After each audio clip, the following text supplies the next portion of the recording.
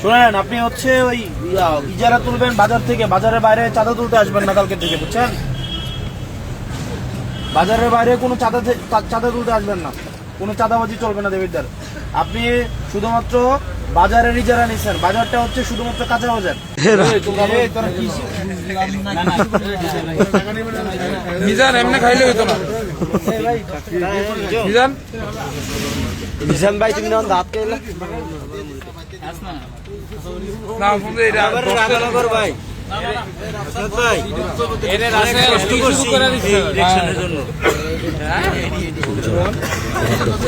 অনেক কষ্ট করছি। কোন জায়গার ভিতরে কিন্তু পিছনে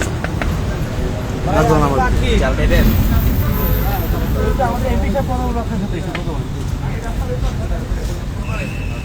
আসসালামু আলাইকুম ভাই। হ্যালো, আসসালামু আলাইকুম। শুনতে পাচ্ছেন আপনি? শোনেন, আপনি হচ্ছে ওই ইজারা তুলবেন বাজার থেকে, বাজারের বাইরে চাঁদা তুলতে আসবেন না কালকে থেকে, বুঝছেন? বাজারের বাইরে কোনো চাঁদা তুলতে আসবেন না, কোনো চাঁদাবাজি চলবে না দেবিদ্দার। আপনি শুধুমাত্র বাজারের ইজারা নিচ্ছেন, বাজারটা হচ্ছে শুধুমাত্র কাঁচা বাজার। শুধু কাঁচা বাজারের এদিকে যদি আসেন, মানুষ যদি ধরে আপনাদের পিটায় পুলিশের হাতে তুলে দেয়, আমাদের কিছু করার নাই, কারণ চাঁদাবাজদের সবাই ধরে পিটাবে, বুঝছেন? হ্যাঁ, হ্যালো, আমি আপনারে কইতেছি, কোনো টাকা আপনি বাজারের শুধুমাত্র ইজারা নিচ্ছেন, আপনি ফুটপাত,